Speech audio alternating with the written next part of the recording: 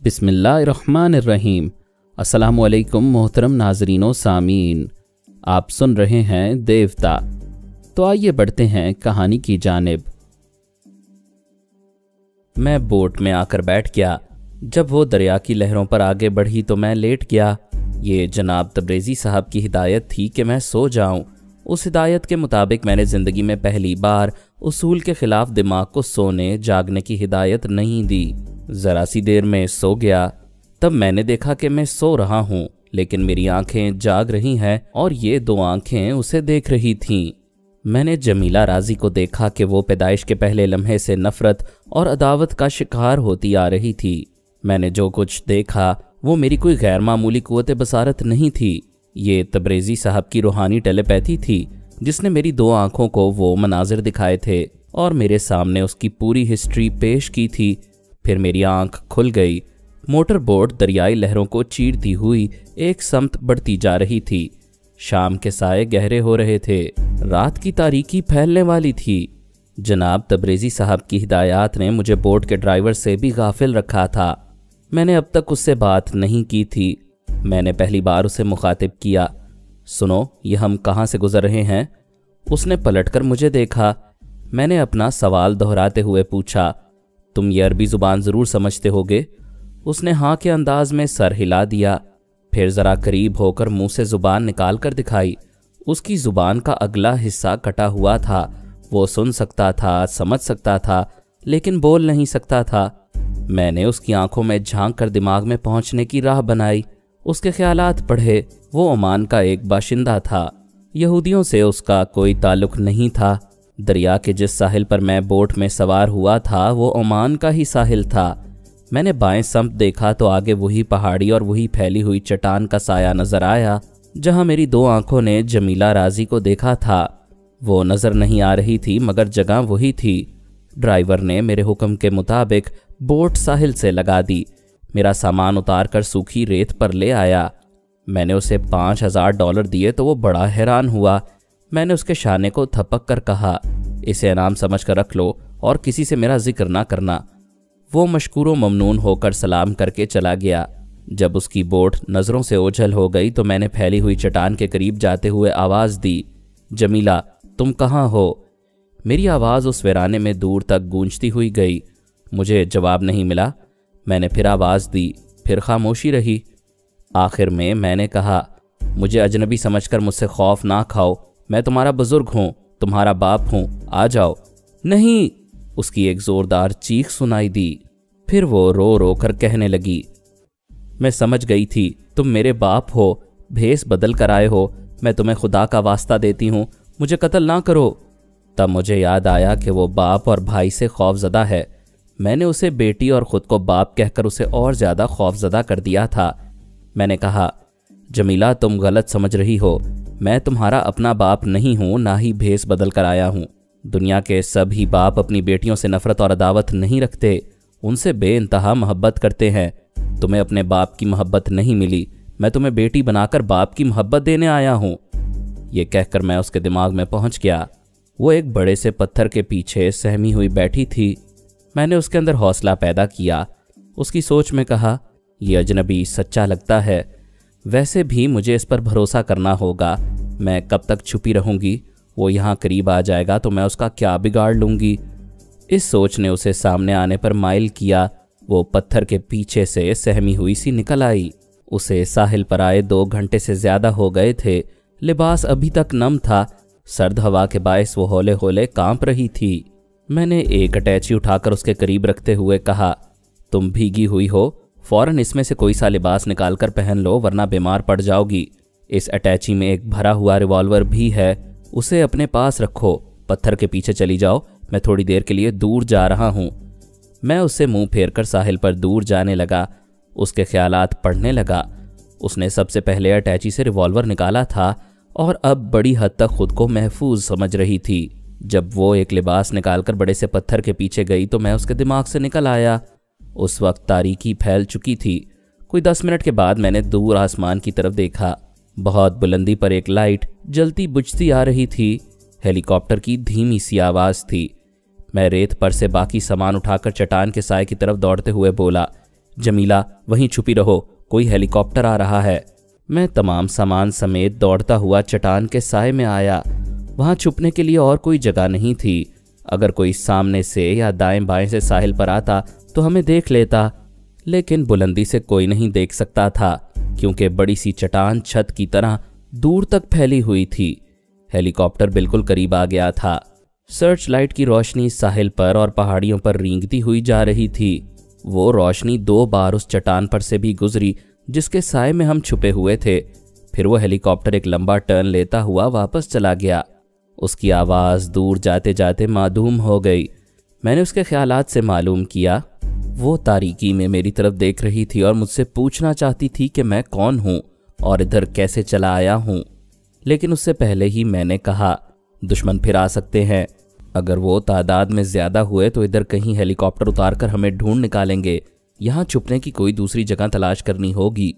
उसने पूछा, हम इस तारीकी में कहाँ भटकेंगे? मेरे पास बहुत सामान है, खाने पीने, पहनने ओढ़ने के अलावा लाइट, चार्जर और टॉर्च भी है। मैंने एक बैग में से एक टॉर्च निकालकर उसे दे दी। सामान की किट अपनी पुश्त पर बांधी। उसने एक बैग अपनी पुश्त पर बांध लिया। गैर मामूली दवाओं का थैला शाने से लटका लिया। मैं दोनों हाथों में 2 बड़ी अटैचियाँ उठाकर टॉर्च की रोशनी में चलने लगा। हम बड़ी देर तक एक पहाड़ी से दूसरी पहाड़ी की समत भटकते रहे। आखिर एक छोटा सा गार नजर आया। हमने करीब पहुंचकर टॉर्च की रोशनी में देखा। गार गहरा नहीं था, एक हुजरे की तरह अंदर जगह बनी हुई थी। सामने एक बड़ा सा पत्थर था जो उस गार को छुपा रहा था। कोई जानवर या सांप नहीं था, कुछ नन्हे नन्हे हशरातुल अर्ज़ थे। मैंने सामान से जरासीम कश दवा निकालकर हर तरफ स्प्रे कर दिया। दवा की तेज़ी नाकाबिले बर्दाश्त थी। हम खुली फ़ज़ा में आ गए। वो मुझे देखकर बोली, हम अभी तक अजनबी हैं। मैंने कहा, तुम एक झूठे गैरतमंद बाप की नफ़रत को थोड़ी देर के लिए भूल कर यह यकीन कर लो कि 5 उंगलियां बराबर नहीं होती, तो तुम मेरी बेटी हो और मैं तुम्हारा बाप हूँ। इसके बाद हम अजनबी नहीं रहेंगे। मेरे मेहरबान बुजुर्ग, तुमने मुझे जमीला कहकर पुकारा था, मेरा नाम कैसे जानते हो? मैं तुम्हारी अलमनाक दास्तान जानता हूँ। क्या तुम जान सकती हो कि गैर मामूली दवाओं का थैला आसमान से तुम्हारे पास कैसे चला आया? नहीं, मैं तो इसे खुदा की देन समझती हूँ और खुदा किसी तरह भी दे सकता है। इसी तरह खुदा ने तुम्हारे काम आने के लिए मुझे भेज दिया है। दरअसल हम इंसान कुदरती अवामिल को और अल्लाह ताला की रज़ा को अच्छी तरह समझ नहीं पाते। इस थैले ने तिल अबीब से परवाज़ की थी। खुदा के सिवा कोई नहीं जानता था कि ये तुम्हारे पास आएगा। जो बरगज़ीदा बुज़ुर्ग होते हैं उन्हें किसी हद तक आगही हासिल होती है। एक मोहतरम बुज़ुर्ग को भी अल्लाह ताला की तरफ से कोई इशारा मिला। उन्होंने मुझे मशरिक़ वुस्ता के मुख्तलिफ मुल्कों में रहने की हिदायत की और मैं इधर चला आया। मुझे सुनकर हौसला मिल रहा है कि तुम इन इलाकों में रहोगे और यहाँ के मुसलमान मुराद अकबर का गुरूर और उनकी बेहिसी और उनकी शर्मनाक हरकतें देख सकोगे। मुकद्दर ने मुझे ऐसे वक्त भेजा है जब तुम इंतकाम की आग में तप रही हो। तुमने गैर मामूली कुव्वतें हासिल करने की पहली खुराक खाई है। इंशाअल्लाह तुम्हें कुव्वतें हासिल होंगी। सब्र व तहम्मुल से मैं जैसा कहूँ वही करती जाओ। वो मेरे करीब आ गई, दोनों हाथों से मेरे बाजू को थाम कर बोली, मैं खुदा से पूछती थी क्या मुझे कभी बाप की मोहब्बत नहीं मिलेगी? आज मेरे खुदा ने मेरी तमाम आरजुएं पूरी कर दी हैं। मैं तुम्हें कैसे मुखातिब करूं? मेरी मुंह बोली बेटियां और बहुएं मुझे पापा कहती हैं। उसने पापा कहकर मेरे सीने पर सर रख दिया। फिर फरते मुसर्रत से रोने लगी। उसकी मुसर्रतों को और आंसुओं को वही लोग समझ सकते हैं जो बचपन से ही तमाम रिश्तों की मोहब्बतों से महरूम रहे हों, फिर अचानक उन्हें सगे रिश्तों से ज़्यादा गहरी मोहब्बत मिल गई हो। ऐसे में सीना समंदर बनकर मुसर्रतों के आंसू छिलकाता है। मैंने उसे थोड़ी देर खूब रोने दिया, फिर उसके सर को सहलाते हुए कहा, तुमने सुबह से कुछ नहीं खाया, चलो पेट भरकर खाओ और आराम से सो जाओ। हम हुजरे नुमा गार में आ गए। वहाँ मैंने चार्जर लाइट ऑन करके टीन के डब्बों में पैक किया हुआ खाना निकाला। फिर पहला लुकमा उसके मुंह में रखा तो उसका मुंह खुला रह गया। वो एक टिक मुझे तकने लगी। मैंने उसकी सोच पढ़ी। वो मेरी जगह अपने बाप अब्दुल्ला राजी को देख रही थी। हर मोहब्बत करने वाला बाप अपनी छोटी सी बच्ची को जानू पर बिठाकर रोटी खिलाता है। वो मेरे सामने बैठी हुई थी, उठकर मेरे बाएं पहलू में आ गई। मेरा बायां हाथ अपनी गर्दन में हमायल करके मुझसे लगकर लुकमा चबाने लगी। फिर उसने एक लुकमा मुझे खिलाया। यूं हमने बड़े प्यार से खूब सेर होकर खाया। फिर मैंने किट में से एक कंबल निकाल कर बिछा दिया, दूसरा कंबल उसे ओढ़ने के लिए दे दिया। फिर कहा, हम बारी बारी सोएंगे और पहरा देंगे, तुम अभी सो जाओ, रात के 3 बजे बेदार हो जाओगी, उसके बाद मैं नींद पूरी करूंगा। वो कंबल ओढ़ कर लेट गई। मैंने दवा के वक्त के मुताबिक उसके बाजू में एक इंजेक्शन लगाया, फिर उसके अंदर रहकर उसे फौरन ही सुला दिया। जब वो गहरी नींद सो गई तो मैंने उस पर तनवीमी अमल करके उसके दिमाग को लॉक कर दिया ताकि गैर मामूली दिमागी तवानाई हासिल करने तक कोई दुश्मन उसके अंदर ना आ सके। फिर मैंने गार से बाहर आकर दूर तक देखा। जहां तक टॉर्च की रोशनी जा रही थी वहां तक रेगिस्तान और पहाड़ियों के दामन में हरियाली नजर आ रही थी, वरना बहुत ही खुश्क इलाका था। अतराफ के इलाकों के मुतल्लिक मेरी मालूमात ना होने के बराबर थीं। जमीला ही बता सकती थी कि यहाँ करीब तरीन आबादी कौन सी है। वैसे हम इस बात से अभी बेखबर थे कि रईस के सिपाही और जासूस आसपास की आबादियों में जमीला को ढूंढते फिर रहे होंगे। उनका ख्याल था कि वो दरिया में तैरती हुई दोनों किनारों की किसी बस्ती में जाकर छुपी हुई है। चूंकि वो दलदल पार करके हमारी मौजूदा आरामगाह की तरफ नहीं आ सकते थे, इसलिए एक बार हेलीकॉप्टर में चक्कर लगाकर जा चुके थे। बाकी दूसरी बस्तियों में खूंखार कुत्ते लेकर जा रहे थे ताकि किसी घर में झांकना ना पड़े। वो कुत्ते दूर ही से जमीला की निशानदही कर सकते थे और वो कर रहे थे। उनके ट्रेनर उन्हें बस्तियों की तरफ ले जाना चाहते थे और वो शुमाल मगरिब की तरफ भौंकते जा रहे थे। दूसरी बार भी वो उन्हें दलदल की तरफ ले आए। तब उन्होंने ट्रांसमीटर के जरिए महल के फौजी ऑफिसर से राबता किया और कहा, कुत्ते हमें बार बार दलदल की तरफ ला रहे हैं। वो लड़की यकीनन दलदल के उस पार है, हमें एक लंबा चक्कर काट कर उधर जाना होगा। तो फिर कबाहत क्या है, फौरन जाओ, आका गुस्से में गरज रहे हैं। अगर वो सुबह से पहले हाजिर ना की गई तो हमें से बहुत सौ की छुट्टी हो जाएगी। ऐसा कहर नाजिल होगा कि हमारे लिए यहाँ की ज़मीन तंग हो जाएगी। सर, मुश्किल ये है कि दलदल के उधर 2 मील के बाद मुल्क शाम की सरहद है। हम भारी असलहा इस्तेमाल करेंगे तो वहाँ की सरहदी फोर्सेस गलत फहमी में हम पर जवाबी हमले करेंगे। एक लड़की को गिरफ्तार करने के लिए भारी असलहा इस्तेमाल करने की क्या ज़रूरत है? उसके पास कोई हथियार नहीं, वो कुत्तों को देखते ही घुटने टेक देगी। ऑल राइट सर, हम अभी जा रहे हैं। उनके पास 3 ट्रक थे, 2 ट्रकों में मुसल्लह सिपाही थे और तीसरे ट्रक में 15 अदद खूंखार कुत्ते भौंक रहे थे। उन्हें दलदल के दूसरी तरफ पहुंचने के लिए तकरीबन 25 मील का एक लंबा चक्कर काटना पड़ा, क्योंकि दलदल के अतराफ पहाड़ियों का सिलसिला भी था। आधी रात के बाद मैंने कुत्तों के भौंकने की आवाज़ें सुनी। वो आवाज़ें बहुत दूर से आ रही थीं। मैंने गार में आकर टॉर्च रोशन करते हुए जमीला को जगाया। उठो, दुश्मन आ रहे हैं। वो हड़बड़ा कर उठ बैठी। वो परेशान हो गई थी। मैंने कहा, मैं तन्हा भी उनका मुकाबला कर सकता हूँ, लेकिन तुम्हें सोते जागते भूखे प्यासे हालात का मुकाबला करना और जख्म खाना सिखाऊंगा। क्या तुम 7mm चला सकती हो? मैंने स्कूल में राइफल शूटिंग की तरबियत हासिल की थी, लेकिन ये 7mm मेरे लिए नई चीज़ है। मैंने उसे इस्तेमाल का तरीका बताया, फिर एक रिवॉल्वर देकर कहा, दुश्वारी हो तो कुत्तों को रिवॉल्वर से हलाक कर सकोगी, यहाँ पत्थर के पीछे से फायरिंग करोगी। मैंने सिर्फ 10 मिनट में उसे मुख्तसर तौर पर समझा दिया। बाकी इरादा था कि उसके दिमाग में रहकर उसके हाथों से 7mm चलवाऊंगा। मैंने उसे नाइट विजन गॉगल्स पहनने के लिए दिए, फिर टॉर्च बुझा दी। वो खुश होकर बोली, मैं तारीकी में दूर तक देख सकती हूँ। बहुत दूर से 3 गाड़ियों की हेडलाइट्स दिखाई देने लगीं। मैंने राइफल को शाने से लटकाया, रिवॉल्वर को जेब में रखा, रॉकेट लॉन्चर को एक कंधे पर लाद लिया, फिर नाइट विजन गॉगल्स पहनकर कारतूस की बड़ी पेटी उठाकर वहां से दौड़ता हुआ दूर चला गया।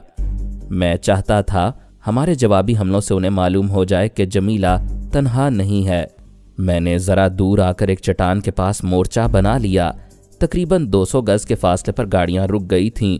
एक ट्रक से कुत्तों को निकाला गया था। वो गार की समत देखकर दीवानावार भौंक रहे थे।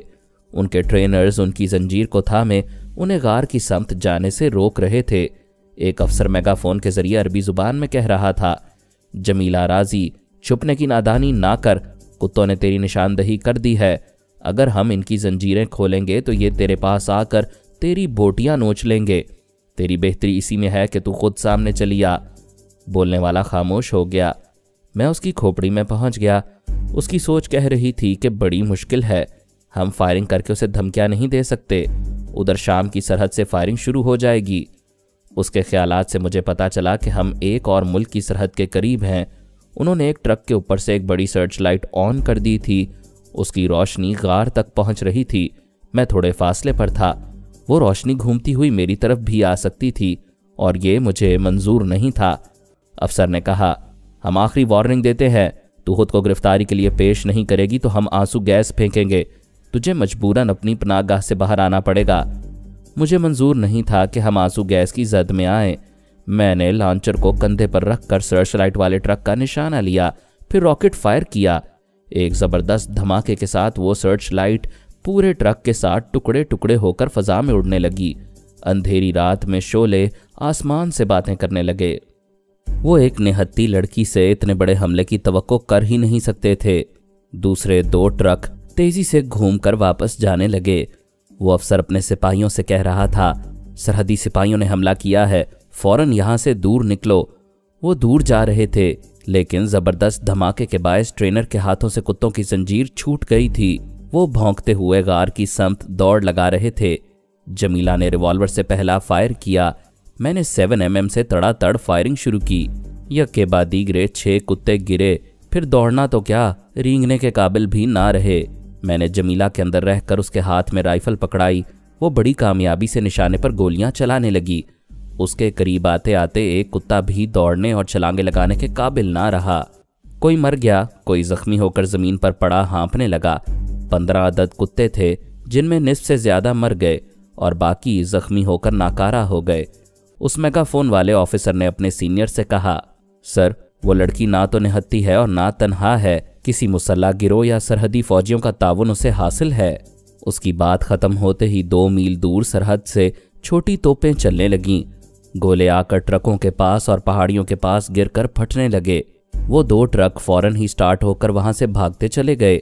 میں دوڑتا ہوا جمیلہ کے پاس آیا، پھر بولا، فوراً سامان اٹھاؤ اور یہاں سے چلو، سرحدی فائرنگ سے ہمیں نقصان پہنچے گا۔ دوسرے ملک کے جاسوس حالات کا جائزہ لینے ادھر آ جائیں گے۔ وہ بڑی پھرتی سے کمبل وغیرہ طے کر کے کٹ میں رکھنے لگی۔ میں نے راکٹ لانچر کے حصے کھول کر انہیں اٹیچی میں رکھا، اپنے اپنے ریوالور جیب میں رکھے، رائفلیں شانوں سے لٹکائیں۔ کچھ سامان پشت پر لادا، کچھ ہاتھوں میں لیا، پھر وہاں سے چل پڑے۔ میں نے چلتے ہوئے پوچھا، کوئی اندازہ ہے کہ ہم کہاں پہنچیں گے؟ وہ بولی، رئیس کے سپاہی جدھر سے آئے تھے ادھر ہی جانا ہوگا، کیونکہ ایک طرف دریا ہے اور دوسری طرف شام کی سرحد ہے۔ ہم جہاں سے گزر رہے تھے وہاں زخمی کتے کراہ رہے تھے، کچھ دم توڑ رہے تھے، کچھ مر چکے تھے۔ دھماکے سے تباہ ہونے والے ٹرک کے پاس 7 سپاہیوں کی لاشیں پڑی ہوئی تھیں۔ لانچر کے ایک ہی راکٹ نے بڑی تباہی مچائی تھی۔ وہ لاشوں اور ملبوں کے درمیان سے گزرتی ہوئی بولی، پاپا، تم نے مجھے زندگی گزارنے کا ایک نیا انداز دیا ہے۔ رئیس کے اتنے سپاہیوں اور بوٹیاں نوچنے والے کتوں کو مردہ دیکھ کر میرا کلیجہ ٹھنڈا ہو رہا ہے۔ حوصلہ پیدا ہو رہا ہے کہ میں رئیس کی حرم سرا کو بھی کھنڈر بنا دوں گی۔ میں نے کہا، تمہاری ٹریننگ شروع ہو چکی ہے، اسی طرح ایکشن میں رہو گی، حالات کے ہر پہلو پر توجہ رکھا کرو گی تو کبھی مات نہیں کھاؤ گی۔ مثلاً موجودہ حالات میں سوچنے اور سمجھنے کا ایک پہلو یہ ہے کہ تم ابھی جس انجانی منزل کی طرف جا رہی ہو وہ جگہ تمہارے لیے کس حد تک محفوظ ہوگی اور کیسے خطرات پیش آ سکتے ہیں۔ وہ اس پہلو پر غور کرنے لگی۔ میں نے کہا، بیک وقت کئی پہلوؤں پر غور کرنا پڑتا ہے۔ دوسرا پہلو یہ ہے کہ واپس جانے والے دشمن اتنا نقصان اٹھانے کے بعد تمہارے متعلق کیا رائے قائم کر رہے ہوں گے اور اب ان کا رد عمل کیا ہوگا۔ ہاں، مجھے اس پہلو پر بھی سوچنا چاہیے۔ تیسرا پہلو یہ ہے کہ ابھی سرحد کے قریب زبردست دھماکے، فائرنگ اور گولہ باری ہوئی ہے۔ دونوں ملکوں کے فوجی وائرلیس کے ذریعے ایک دوسرے سے رابطہ کر رہے ہوں گے۔ شام کے فوجیوں سے درخواست کی جائے گی کہ ایک مفرور ملزمہ جمیلہ راضی کو سرحد پار آنے نہ دیا جائے۔ پھر اس کا مطلب یہ سمجھ میں آئے گا کہ تم اسی علاقے میں کہیں چھپتی پھر رہی ہو۔ پھر تو اس علاقے کی کسی بھی بستی میں پناہ نہیں ملے گی۔ میں نے حرم سرا میں سنا تھا کہ وہاں 25 خونخوار کتے ہیں۔ ہم نے یہاں 15 کو ختم کیا ہے، ابھی 10 باقی ہیں۔ انہیں میرے اتارے ہوئے لباس کی بو سنگھائی گئی ہوگی۔ تم سوچو کہ کم سے کم خطرہ کہاں ہے، میں بھی سوچ رہا ہوں۔ میں میگا فون پر بولنے والے افسر کے اندر پہنچ گیا۔ اس نے ٹرانسمیٹر کے ذریعے سرحد پر ہونے والی فائرنگ اور گولہ باری کی رپورٹ دی تھی۔ اب کہہ رہا تھا، ہمارے 7 سپاہی اور 15 کتے مارے گئے ہیں، ایک ٹرک تباہ ہو گیا ہے، وہ لڑکی اب تنہا نہیں ہے۔ पहले हमने समझा था कि उसे शाम के सरहदी फौजियों की हिमायत हासिल हो गई है, लेकिन वो सरहदी फौजी हमारे इलाके में धमाका होने के बाद गोलाबारी करने लगे थे और वो 2 मील दूर थे, जबकि वो लड़की सिर्फ 200 गज के फासले पर मुकाबला कर रही थी। दूसरी तरफ से पूछा गया, उस लड़की के पास रॉकेट लॉन्चर कहाँ से आ गया? उसे किसी नामालूम गिरोह की हिमायत हासिल हो गई है। हम भी जवाबन भारी असलहा इस्तेमाल करते तो सरहदी जंग शुरू हो जाती। आप पहले पड़ोसी मुल्क की ये गलत फहमी दूर करें कि हमने सरहद के करीब धमाके नहीं किए। ये कोई गैर मुल्की एजेंसी के लोग हैं, हम इन्हें गिरफ्तार करने के लिए अपने तौर पर कार्रवाई करने वाले हैं। तुम वहीं ठहरो, मैं अभी पड़ोसी मुल्क से राबता करने के बाद तुमसे बात करूंगा। उनका राबता ख़त्म हो गया। मैं महल के इंचार्ज अफसर के अंदर पहुंच गया। जब उसने पड़ोसी मुल्क के सरहदी फौजी अफसर से राबता किया तो मैंने उसके दिमाग पर पूरी तरह कब्जा जमाकर दुरुस्त लहजे में कहा, हेलो, ये क्या धांधली है? तुम लोगों ने हमारी ज़मीन पर गोले क्यों बरसाए? दूसरी तरफ से कहा गया, सरहदी छेड़छाड़ तुम्हारी तरफ से हुई है। तुम्हारे हाथ से फायरिंग और धमाके शुरू हुए थे, उसके बाद हमने गोले बरसाए। मैंने अफसर की ज़ुबान से कहा, तुम लोगों को अपनी फौजी ताकत पर बहुत घुमंड है। अभी वहाँ हमारी फौज आकर हमला करने वाली है, संभल जाओ। ये कहते ही मैंने राबता ख़त्म कराया। फिर मेगाफोन वाले अफसर से राबता करा के बोला, हमारी बात हो गई है, पड़ोसी मुल्क के फौजी मदाखलत नहीं करेंगे, तुम जाकर उस लड़की को गिरफ्तार करो। वो बोला, हो सकता है लड़की ने वो जगह छोड़ दी हो, हमें उसे ढूंढने के लिए मज़ीद कुत्तों की ज़रूरत है। मैं भी ट्रेनर को हुक्म देता हूँ, वो बाकी 10 कुत्ते और मज़ीद 10 सिपाही लेकर अभी यहाँ पहुँचेगा। महल के इंचार्ज ऑफिसर ने ट्रेनर को बुलाया, फिर कहा, जमीला राजी की उतरन ले जाकर बाकी कुत्तों को उसकी बू से आशना कराओ और सिपाहियों के साथ जाओ। दलदली घाटी के पास मजीद फौजी तुम्हारे मुंतजिर हैं। ट्रेनर ने कहा, यस सर, मैं अभी कुत्तों को उसकी बू सूंघाता हूँ। मैं ट्रेनर के अंदर आया। वो वहाँ से चलता हुआ महल सरा के दरवाजे पर आया। फिर वहाँ की इंचार्ज लेडी पहलवान आयरन रॉड को बुलाकर बोला, जमीला राजी की उतरन चाहिए, उसके पीछे मजीद कुत्ते भेजे जाएंगे। लेडी रॉड ने इंटरकॉम के जरिए इंचार्ज अफसर से पूछा, क्या ट्रेनर को जमीला की उतरन दी जाए? जी हाँ, मजीद कुत्ते भेजे जाएंगे। वो 15 कुत्ते कहाँ गए? वो सब मारे गए हैं। 7 सिपाही भी हलाक हो चुके हैं। जमीला तन्हा नहीं है, उसने किसी गिरोह की हिमायत हासिल कर ली है। हमें शुबा है कि वो यहूदी तकरीबकारों से मिल गई है। फिर तो ये हमारे बाकी 10 कुत्ते भी मारे जाएंगे। क्या वो पनाहगाह बदल रही है? शायद ऐसा कर रही है। मेरा ख्याल है उसे ढूंढने के लिए सिर्फ 2 कुत्ते भेजे जाएं। हाँ, ये मुनासिब है, मैं ट्रेनर से कह देती हूँ। वो राबता ख़त्म करके हरम सरा के अंदर गई। फिर एक अलमारी के खाने से जमीला का लिबास लाकर ट्रेनर को देते हुए बोली, अफसर का हुक्म है, सिर्फ 2 कुत्ते ले जाओ। ट्रेनर लिबास लेकर वहाँ से चला। महल के पीछे एक बड़े से केज में 10 अदद कुत्ते भौंक रहे थे। उसने महल से बाहर आते ही एक सिगरेट मुंह में रखा। लाइटर के नन्हे से शोले को भड़काकर सिगरेट सुलगाने लगा। सिगरेट तो चश्मे ज़दन में सुलग जाता है, मगर वो सुलगाता रहा। जब भड़कती हुई आग के शोले उसके हाथ को जलाने लगे तो उसने घबराकर उस लिबास को दूर फेंक दिया। तब पता चला कि वो सिगरेट नहीं सुलगा रहा था, उस लिबास को जला रहा था। वो दीदे फाड़ कर देखने लगा। सोचने लगा कि आगे बढ़कर जूते से आग बुझाए, फिर बाकी मांदा कपड़ों को कुत्तों के पास ले जाए। मैंने उसे ऐसा सोचने दिया, लेकिन आगे बढ़ने नहीं दिया। आखिर वो लिबास जल कर राख हो गया। मैं जमीला के साथ चलते चलते एक जगह रुककर बैठ गया था और ख्याल ख्वानी में मसरूफ़ रहकर महल के अंदरूनी हालात मालूम कर रहा था और उसका लिबास जलाकर राख कर रहा था। जमीला ने पूछा, पापा, यहाँ बैठा रहने में कोई मसलहत है? हाँ बेटे, मैंने तुम्हारा वो लिबास जो कुत्तों के लिए महल में महफूज रखा गया था उसे जला दिया है। अब तुम महफूज हो, वो तुम्हें आइंदा कुत्तों के जरिए तलाश नहीं कर सकेंगे। वो खुश होकर बोली, तुम सच कह रहे हो पापा, मगर तुम तो मेरे पास बैठे हुए हो, वो लिबास वहाँ कैसे जल गया? बेटी, मैं अपने बारे में रफ्ता रफ्ता बताता रहूँगा, अभी वक्त नहीं है। इतना समझ लो कि मैं टेलीपैथी जानता हूँ और ख्याल ख्वानी के ज़रिए मैंने महल में पहुँचकर वो लिबास जला दिया है। अब कोई 4 दीवारी मिल जाए तो मैं चार्जर लाइट की रोशनी में तुम्हारा मेकअप करके चेहरा बदल डालूंगा। फिर तुम्हें जमीला की हैसियत से कोई नहीं पहचान सकेगा। वो मेरे शाने पर सर रखकर बोली, ओह पापा, आप कितने कमालात जानते हैं। बेशक मेरा खुदा मुझ पर मेहरबान है। तुम ज़रा सोचो कि आगे हमें कहाँ जाना है। मैं ख्याल ख्वानी में मसरूफ़ रहूँगा। मैंने ट्रेनर के पास पहुँचकर देखा, वो तकलीफ़ से चीखें मार रहा था। लेडी आयरन रॉड उसकी पिटाई करती हुई पूछ रही थी, बता तूने लिबास क्यों जला डाला? क्या तू जमीला पर आशिक हो गया है? वो अपनी सफाई में कुछ कहना चाहता था, मगर मैंने उसे कह कहा लगाकर कहने पर मजबूर किया। हा, मैं उसका आशिक हूँ, दीवाना हूँ। जब हमारा आका उसके पीछे उल्लू बन सकता है तो मैं क्यों नहीं बन सकता? लेडी रॉड ने हबशी गुलामों को हुक्म दिया कि उसे तलवारों से जख्म लगाओ। उस ट्रेनर ने कुत्तों को कितनी ही कनीजों का गोश्त खिलाया है, आज इसे कुत्तों के केज में फेंक दो, ये अपना गोश्त भी उन्हें खिलाएगा। मैंने महल के इंचार्ज ऑफिसर के ख्यालात पढ़े। उसने मेगाफोन वाले अफसर को ट्रांसमीटर पर इत्तला दी, अब कुत्ते जमीला की बू नहीं पा सकेंगे। ट्रेनर की गलती से वो लिबास जल गया है। बहरहाल मजीद मुसल्ला सिपाही 3 ट्रकों में आ रहे हैं। पड़ोसी मुल्क से हमारी बात हो गई है, तुम वहां भारी असलहा इस्तेमाल कर सकते हो। अफसर ने मेरी मर्जी के मुताबिक ये बातें कहकर राबता ख़त्म कर दिया। उसी वक्त इंटरकॉम से इशारा मौसूल हुआ। उसने रिसीवर उठाकर कान से लगाया, फिर दूसरी तरफ से आका की आवाज़ सुनते ही अदब से उठकर खड़ा हो गया। फिर बोला, हुजूर का इकबाल बुलंद हो, गुलाम हाजिर है। आका ने गरज कर पूछा, गुलाम के बच्चे जमीला कहाँ है? रात के 3 बज रहे हैं, मैं सोने जा रहा हूँ। सुबह खुशखबरी ना मिली तो तुम सबको इबरतनाक सजाएं मिलेंगी। राबता ख़त्म हो गया। इंचार्ज अफसर खौफ से थर थर कांप रहा था और जमीला को गालियां दे रहा था। मैंने रईस के अंदर आकर देखा, वो सोने जा रहा था। मैंने उसे जाने दिया। वो शतरंज की बिसात का शाह था। मैं अभी उसे मात दे देता तो बाजी ख़त्म हो जाती। मैंने उसे इसलिए ढील दी कि वो जमीला का शिकार था।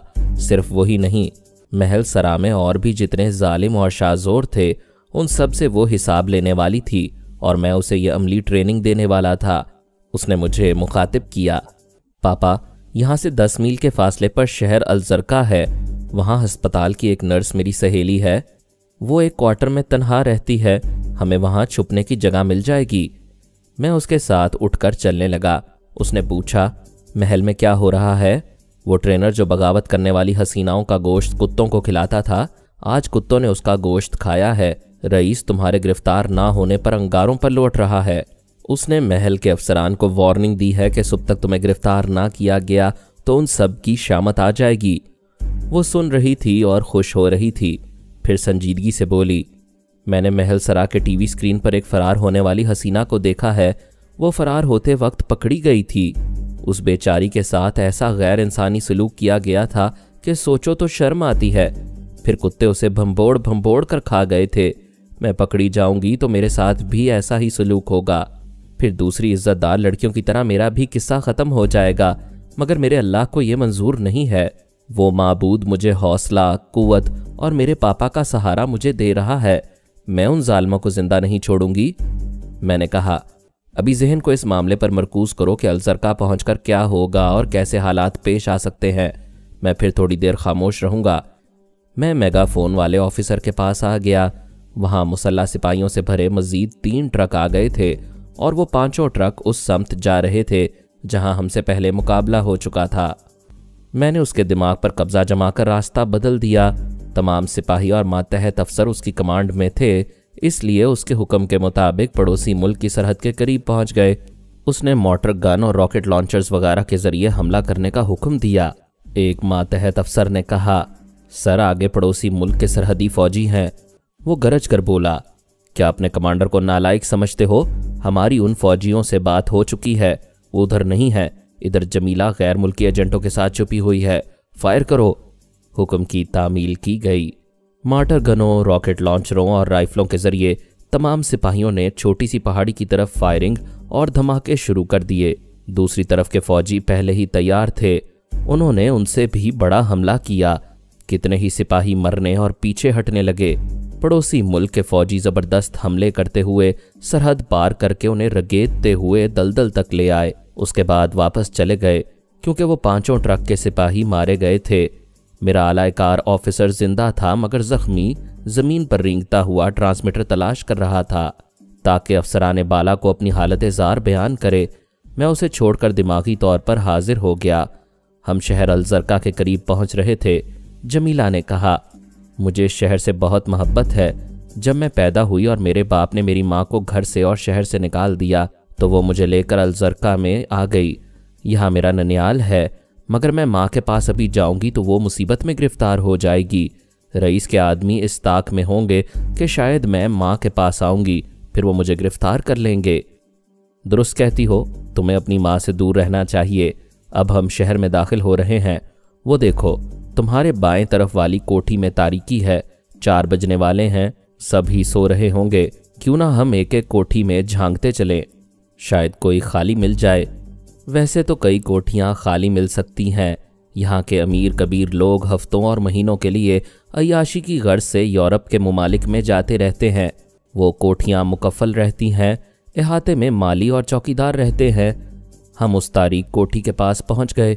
वहाँ एक मुसल्ला चौकीदार गेट के कैबिन में मौजूद था। मैंने उससे पूछा, क्या तुम्हारा आका फरहाद अली तैमूर कोठी में मौजूद है? डॉक्टर मोहम्मद उनीब सलीमी के साथ मज़ीद अक़सात सुनने के लिए हमारे चैनल का सब्सक्राइबर बनें और साथ ही बेल आइकन को क्लिक करें ताकि आपको हर आने वाली नई वीडियो के मुतालिक नोटिफिकेशंस मिलती रहें। हमारी वीडियोस को लाइक और शेयर करें और हमें अपनी दुआओं में याद रखिएगा। ISI और पाक आर्मी जिंदाबाद, पाकिस्तान पाइंदाबाद। हम फिर मिलेंगे इंशाअल्लाह एक नई किस्त के साथ। तब तक के लिए अल्लाह हाफिज़।